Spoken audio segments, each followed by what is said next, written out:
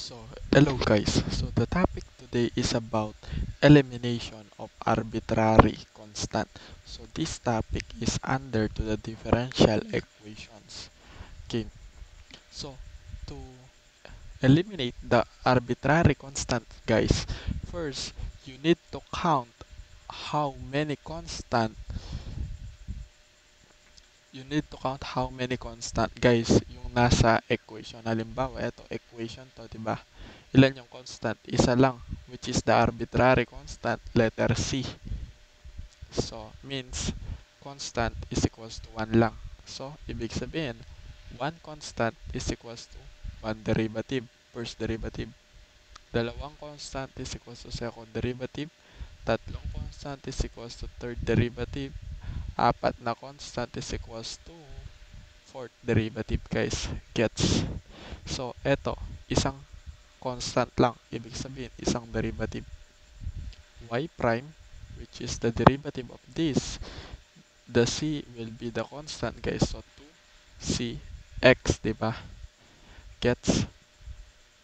So, to eliminate this constant, guys, you need to equate into C. Paano? C is equals to, wait lang, divide natin both sides by 2x. So, ito ay makakancel. So, natira C is equals to y prime all over 2x. And this equation is, you need to substitute in original OG equation. Original equation. So, y is equals to c x squared, which is the c is equals to y prime all over 2x, diba? Y is equals to y prime all over 2x multiply sa x squared. So, cancel, may matitirang isang x. So, y is equals to x, y prime all over 2. So, kung mapapansin nyo, wala na tayong constant.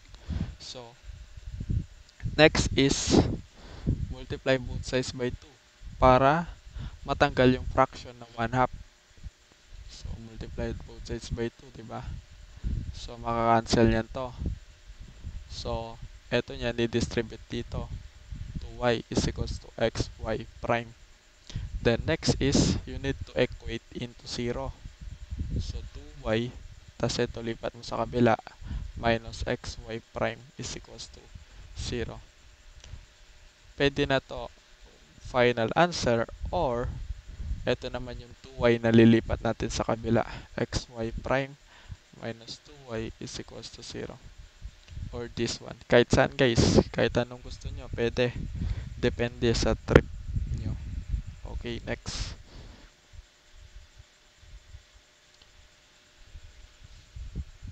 So, first, you need to count how many constants in their equations. So, 1, 2, yung constant, yung mga letters ha, guys. 3, 4. This will be the arbitrary constant. So, y is equals to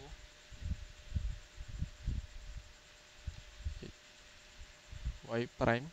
Oh, derivative nito, 9ax squared. Diba, guys? Minus, derivative nito, 4bx. Plus, derivative nito, 4c. Then, the derivative of a constant is 0. So, first derivative pa lang yan. Hanapin natin sa kung derivative. Derivative nito, a10ax. Derivative nito, minus 4b. Derivative nito, plus 0. Then, 0 na lang to. Kahit wag na natin sulat. Next, third derivative. Pero, 4 yung constant. So, hanggang fourth derivative tayo. a10, ax. Sorry. Wala na yung x. First derivative nito, 18a minus derivative nito is 0. So, this will be the third derivative. Last, fourth derivative. Derivative nito, 0. 0 na, diba, guys? Kung mapapansin nyo, sa equation, wala nang constant. So, this will be the final answer. Pero yun nandito, guys, noong tinake natin yung first derivative niya, guys, tinake natin yung first derivative nito, ang nakuha natin, eto, di ba guys? Pero meron pang constant. So, eliminate natin yan by substituting the value of c. So, pag na-substitute na natin c, ito yung magiging kalabasan yan hanggang napunta dito, hanggang na-equate sa 0, which is wala ng constant. Gets guys? Kaya yun dito, nag-substitute tayo ng c kasi meron pang constant. Unlike dito guys, wala nang constant, 0 na lang. Gets ba? So, first count how many arbitrary constant in the equation. So, 4 sila. O, next. Angat natin. Okay, wait.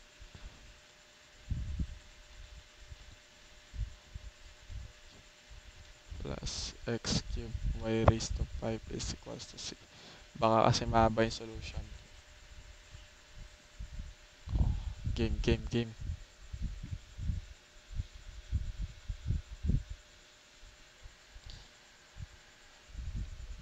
First, take the derivative of this and this one. So, first muna pala, hanapin na, ay bibilangin kung ilan constant, which is isa lang. So, take first derivative only. Paano natin titake yung first derivative nito? Note that this one is product rule, which is u db plus v du, and also this one, u db plus v du. Naalala nyo yun guys from the implicit differentiation. So, x squared y cubed. So, x squared y cubed plus x cubed y raised to 5 is equals to c. So, first, u. The u is the x, diba guys? V is the y cubed. So, yung u muna natin, x squared. U db, the derivative of b is 3y squared y prime, implicit guys, plus yung v natin, yung v is the y cube. Then the derivative of u, which is the x squared, is 2x plus, dito na yun, ito yung plus u, yung u natin will be x cube. Then the derivative of v, which is 5y raised to 4y prime, plus yung v natin, y raised to 5, diba? Yung du natin is x cube, pero yung derivative niyan is 3x squared is equals to the derivative of constant is 0. Gets? So, distribute lang natin para maganda tignan. Dinidistribute ko lang guys. So, dito, nag-i-implicit na tayo dito. Yan, gets? So, kung mapapansin nyo guys, wala nang constant. So, pwede na yung final answer. Pero mas maganda, simplify pa natin. Paano natin to si-simplify? By what? By factor out the common guys, which is x. Lahat sila may x. Wait. Lahat sila may x guys, diba? Pero yung pinakamababang x lang is x raised to 1. Tapos lahat sila merong y. Ano yung pinakamababang y lang guys is what? Y squared. Eto yun, diba? So, y squared. Y squared yan. Wait, linis na natin. Yan, y squared. So, next is 3x. Dito naman, y prime. Nagpa-factor out lang ako guys. Plus 3xy prime plus, wait, saan yun? Ito, 2y plus 5 tapos x squared y prime plus 3x, oops, wala nang x nun, y raised to 5, y raised to cube. cube na lang nun is equals to 0. So, dividing both sides by xy squared, cancel, cancel. Ito naman, obviously, 0. Pag dinivide mo yung dalawang yun, 3xy prime plus 2y plus 5x squared y prime plus 3y cube is equals to 0, guys. Gets? So, yun yung na simplest form na natin, guys. Pero, kung mapapansin nyo, wait, 3xy prime plus 5x squared y prime plus 2y plus 3y cube is equals to 0, guys. Gets? Pero, kung pwede na yung final answer, pero may mga ibang solution na ginagamitan nila ng dy over dx, guys. Wait, pakita natin sa inyo, guys, para hindi kayo malito.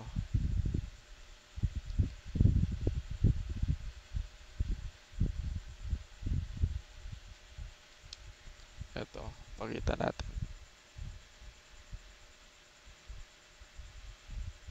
Saan?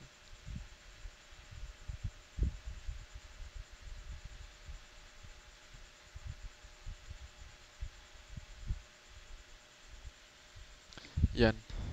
Ito yung pinaka-final sagot natin, di ba, guys? Pero yung iba, ginagamitan nila ng factor out natin yung y prime. 3x plus 5x squared y squared plus 2y plus 3y cube. Or factor na natin yung y 2 plus 3y squared. So yung y prime, guys, pwede natin note dyan as, ito yun. Pwede natin note dyan as dy over dx. Pag nag dy over dx yan, guys, kung mapapansin nyo, may fraction, di ba? Mas maganda kasi dito, walang fraction. So, ang gagawin natin, multiply both sides by dx. So, magiging 3x plus 5x squared y squared dy plus y 2 plus 3y squared dx, diba? Equals to 0, guys. Yung iba, ang tawag dito, makikita nyo na ganyan yung mga sagot nila, guys. Pwede din naman yan. Pero yung mas madalas natin nakikita, may ganito, tsaka may ganito. Pero madalas ganito, di ba, guys? Gets pa, guys? So, wait. May hanapin lang tayo.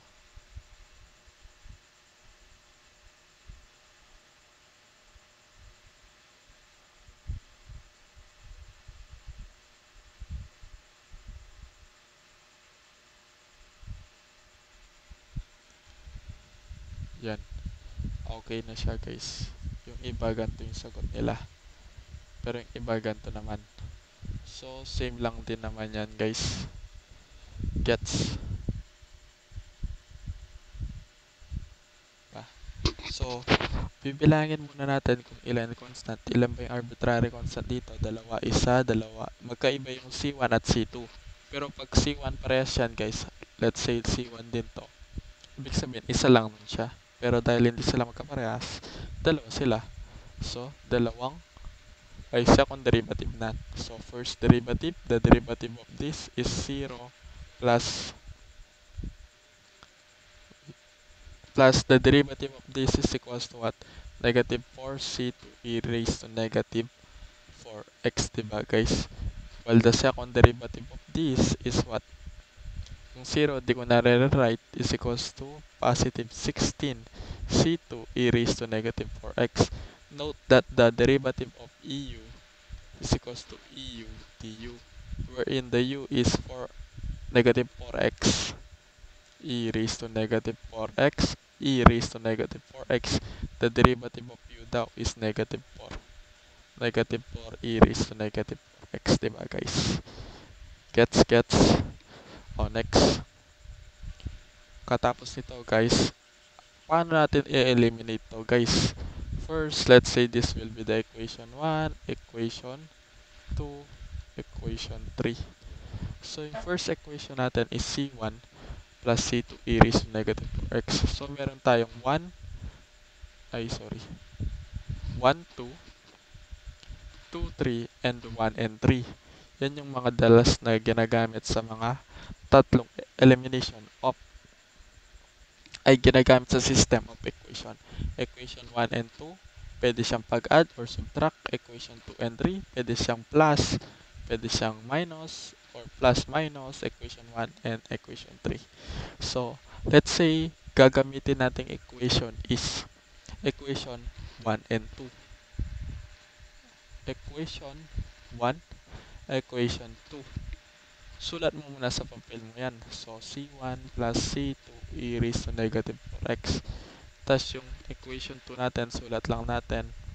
Negative 4 c2 e raised to negative 4x. Ito yun yung may 0 guys. Di ko na sinulat. O, yan. Ano yung mapapansin nyo guys? Pag nag-eliminate tayo guys, dapat meron tayong makancel na constant, which is the arbitrary constant c1 or c2. Ano mapapansin nyo guys? Pag eto ba, sinubtract ko. Pag sinubtract ko yan guys, magpa-positive niyan to, di ba? Kasi madi-distribute yung negative. So, negative times negative, positive. Gets pa? Tapos, pag pinag-add ko niyan ito guys, anong mangyayari? Magiging plus 5 nun, di ba? So, hindi siya natanggal. So, anong gagawin natin para matanggal yung C2?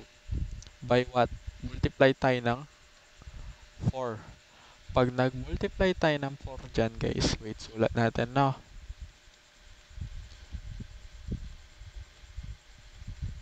Tapos yung isa pa, negative 4 C2 e raised to negative 4x. Yan. So, pag minus yung ginamit natin dito, subtract, magiging positive niyan to. Kasi na-distribute yung negative, di ba guys?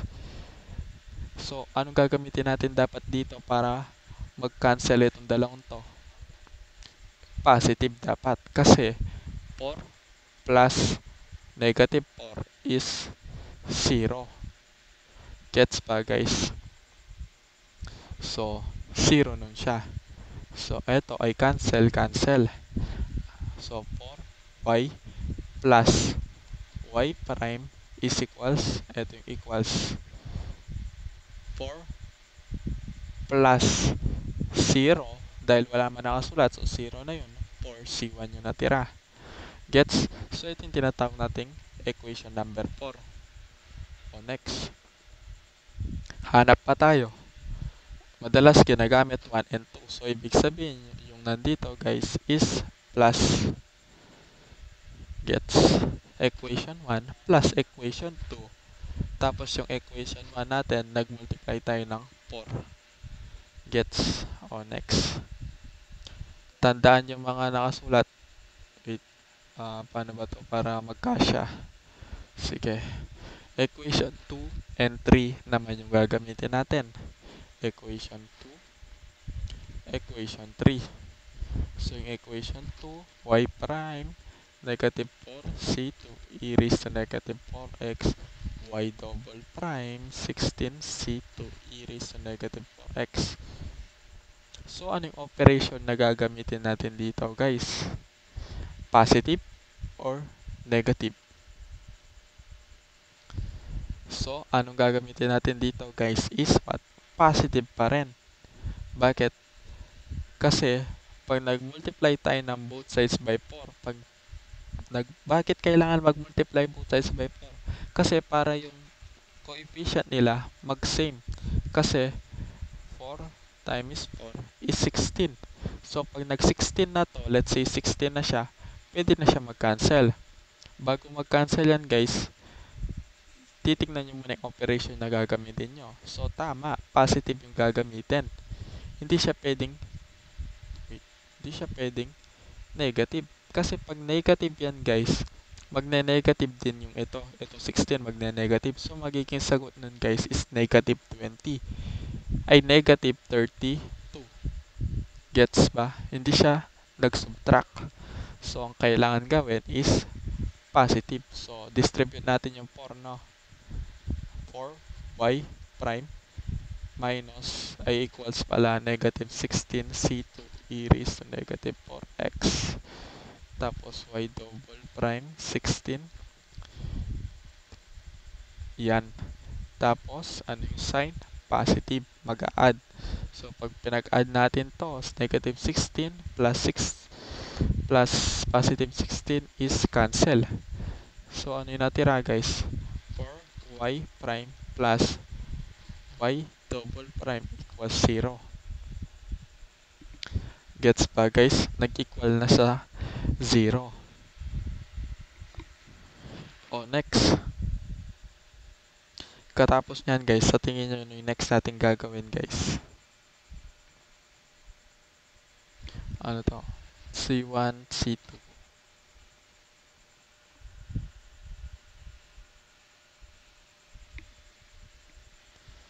So, kung mapapansin nyo guys,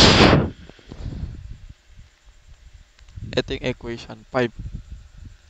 Kung mapapansin nyo guys, sa elimination niya guys, ang nangyari is na-eliminate ng todo yung C1. Saan yun? Na-eliminate ng todo yung C2 pala. C2. Tapos yung C1, saan yung C1? C1 is nawala rin. So, ito na yung pinaka-final natin sagot. Pero, if hindi na-eliminate yung C1 guys, let's say 4y prime plus y double prime plus c1 equals 0. May c1 ka pa guys, hindi ito yung final answer, no? Bawal i-box yan kasi meron ka pang arbitrary constant which is c1. So para matanggal itong c1 guys, ang gagawin mo, gagamitin mo tong equation na to which is 4y plus y prime all over 4 equals c1 nun siya guys. Yung c1 na to guys, didistribute mo siya dito. Ang magiging sagot nun guys is c1 papalitan ko lang equals 0. Yan yung magiging sagot nyan guys. Gets ba? Pero yan, tama. Yan yung magiging sagot mo nun. Kung merong C1 dito, no? Pero dahil walang C1 at na-eliminate lahat ng constant, so this will be your final answer for this problem, guys. Gets ba? O, zoom out lang natin para mas ma-absorb nyo lalo yung naging final answer natin, guys. So, gets ba? Kung paano naging ganun yung sagot. Ang pinakamalaga is matanggal yung constant. Gets ba? So, wait, tingnan natin to. Merong mga ibang method pa na pwedeng gawin aside dito sa elimination using system of equation, guys.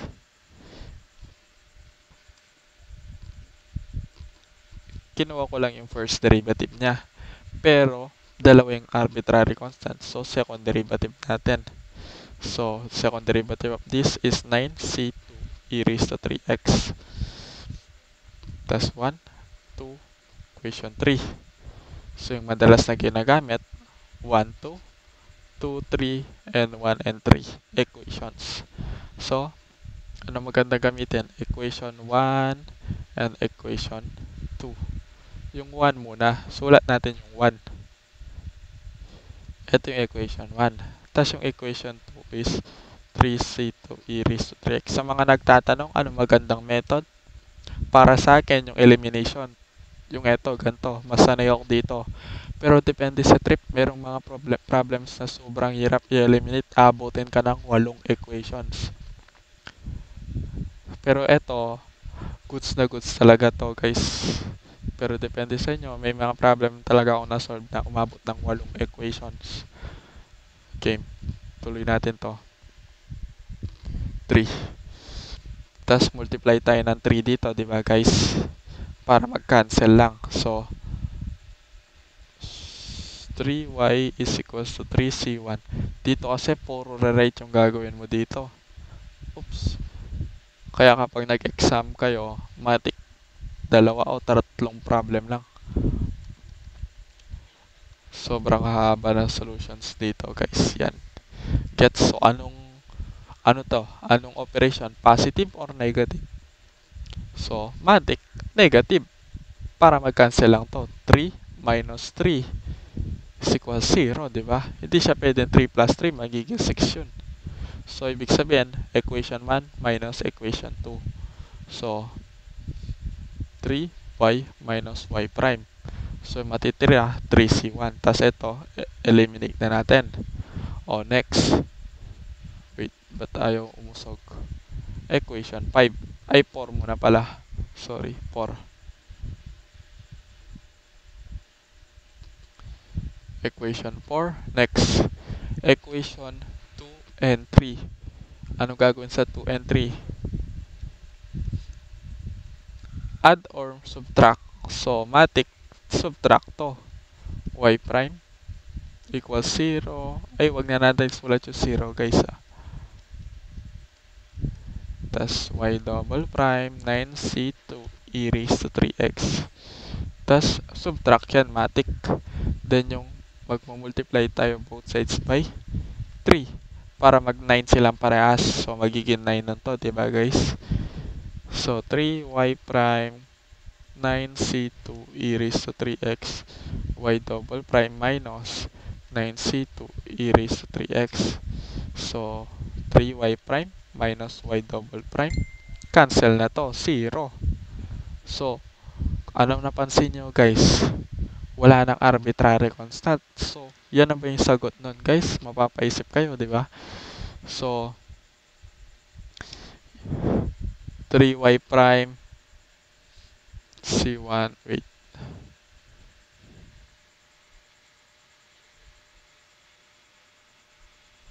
Sana, ba tayo umusog?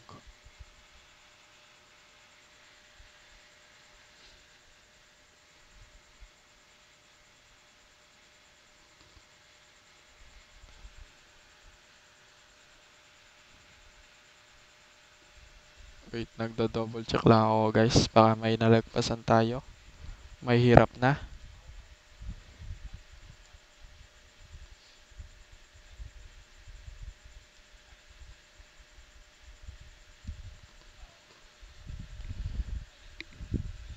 Wala naman. Oh, yes. And this will be our final answer for this problem guys. Or, pwede rin naman kanya-kanyang trip yan guys. Madalas kasi yung highest derivative, ginagawa siyang positive. So, nilipat ko lang sa kabila. Then, ito lipat natin sa kabila. Gets guys. So, kahit saan, pwede yan. Oh, naintindihan ba guys? So, siyempre, gagawin natin yung isang method, which is substitution. Favorite na lahat. So, y is equals to c1 plus c2 e raised to 3x. So, first, kunin yung first derivative nito.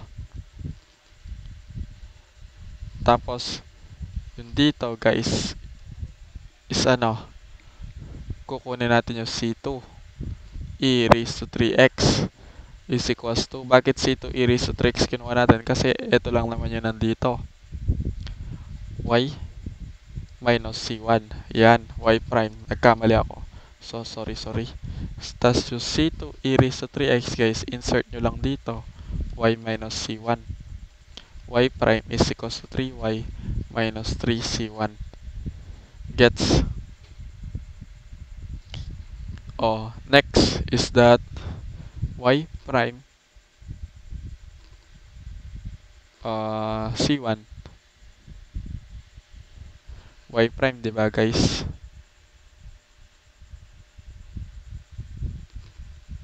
minus 3y plus 3c1. Nilipat ko lang.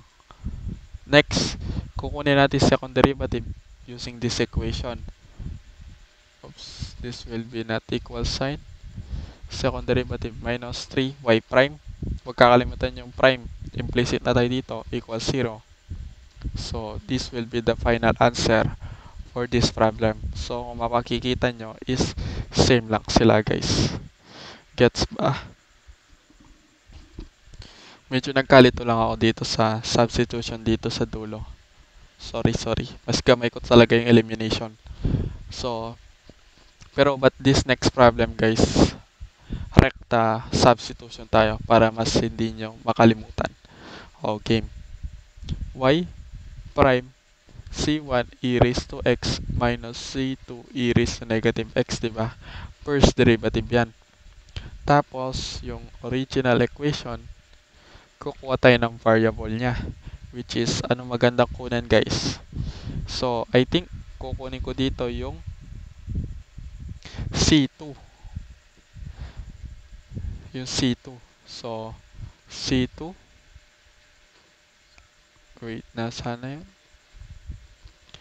Yung c2 guys, lilipat ko sa kabila para maging negative.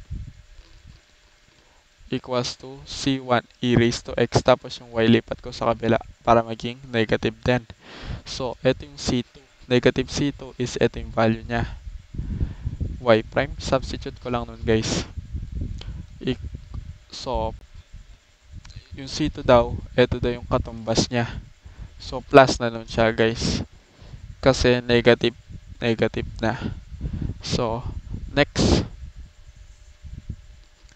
Y prime. Tapos, pagsama lang natin, combine like terms. So, next, y double prime. 2c1 e raised to x minus y prime. Diba guys? So, sa first derivative, kunin natin yung c1 e raised to ex. 2c1 e raised to x equals to y prime plus y. Nilipat ko lang sa kabila yung y. So, substitute the 2c1 in this equation. So, y double prime is equals to y prime plus y minus y. Sinubstitute ko lang ito guys dito. So, ano mangyayari niyan? Cancel na to. So, y double prime. Lipat ko na sa kabila. Magiging negative y prime equals 0 guys. So, this will be the final answer for this problem for substitution method guys. So, explain ko lang ulit. Yung y c1ex, ito yung original equation. First step, kunin mo yung first derivative. Nakuha mo na yung first derivative. Etong kulay pulang ito guys, ito yung palatandaan ko palagi na kailangan kong kumuha ng isang constant na i-equate ko, then sa substitute ko siya doon sa first derivative. So, for this problem, c2 e raised to negative x ang kinuha ko. Sinama ko yung negative kasi parang isang bagsakan na lang dito kasi may negative din. So, sinubstitute ko lang siya. Katapos ko ma-substitute, ito yung nakuha ko hanggang napunta sa 2c1ex minus y. Next, kinuha ko yung second derivative nito. Ito na yun, yung kinalabasan. Second derivative na to, di ba? Tapos, kung mapakikita nyo, meron na naman quit dito sa labas. Palatandaan ko yan na kailangan kong mag-equate ng isang variable. Then, isa-substitute ko siya sa second derivative. Yun yung palatandaan ko para hindi ko makalimutan. Ganun talaga ginagawa ko, guys. Then, kukunin ko yung 2c1 e raised to x. Then, yung y, negative y prime, nilipat ko sa kabila hanggang naging positive, diba? Ito na yun. Tapos, itong 2c1 e raised to x, guys, isa-substitute ko lang nun siya, guys, sa second derivative, which is y plus y prime. Y plus y, diba? Ito yung 2c1 e raised to x. Diba, guys? Gets pa? Hanggang sa ma-eliminate ko yun na yung y. Then, nilipat ko yung y prime minus y prime equals 0. Yun guys, gets ba? Sana naintindihan. Oh, eto, gawin pa natin elimination din. Ay, substitution. Una, kunin, oops. Alam ko last problem na to. Yes, last problem to. Y prime, negative c1 e raised to negative x plus 2c2 e raised to 2x. Kinuha ko yung first derivative niya. Katapos niyan guys, gagawa tayo ng guhit sa sides. Ibig sabihin niyan, kukuha ko ng isang variable niya, which is negative c1 e raised to negative x. Ito yung kinuha ko para substitute ko siya dito. Tapos yung y, lipat natin sa kabila. So, katapos niyan, eto niyan guys, sa-substitute ko niyan siya dito. Y prime equals c2 e raised to 2x minus y, diba? Plus, eto yung plus niya, 2c2. Kukunin ko yung second derivative nito. Minus y prime plus 4c2 e raised to 2x. Next, yung palatandaan ko na naman na kailangan ko kumuha ng isang variable niya, yung eto, which is 4c2 e raised to 3x. Oh, sorry. 3c2. Pwede siyang pagsama guys. Combine like terms guys. Wait, ayusin lang natin. Para isang bagsakan na derivative na lang guys. So, combine like terms ko muna to. Minus y. So, kunin ko muna yung second derivative niya, di ba? 6c2 e raised to 2x minus y prime. Tapos yung palatandaan ko na kailangan ko kumuha ng isang variable niya, which is c2 e raised to 2x equals to y prime plus y all over 3. Gets nyo naman yun, no, guys? Ito lang yun. Equals c2 e raised to 2x. May 3 yan, di ba guys? So, divide both sides by 3 lang. Tapos naiwan c2 e raised to 2x. Ito yung katumbas niya, which is ito. Next. Etong c2 e raised to 2x, substitute ko sa second derivative. So, y prime yung c2 e raised to 2x, katambas niya y prime plus y. Oops. Then 3 minus y prime. Gets ba? I think nakakasunod na kayo sa mga palatandaan ko. Cancel to. Magiging 2. Y prime. Double prime pala. Sorry. 2 y prime plus y minus y prime. So, yung y double prime, 2y prime, distribute lang natin mano-mano. Then, combine like terms. So, ito magiging y prime na lang. 2y prime minus y prime. So, y prime plus 2y. So, nakakasunod pa ba guys? So, simple na lang nun yan guys. So, y double prime minus y prime. Lipat ko lang sa kabila. Pati yung 2y, lipat ko rin sa kabila. Tapos, equate ko lang siya sa 0. I think na-gets nyo guys. Ito na yung final answer natin guys for this problem guys. That's it guys. Thank you for watching. This will be the elimination of arbitrary constant. Gets guys. Thank you for watching. Goodbye. See you and God bless.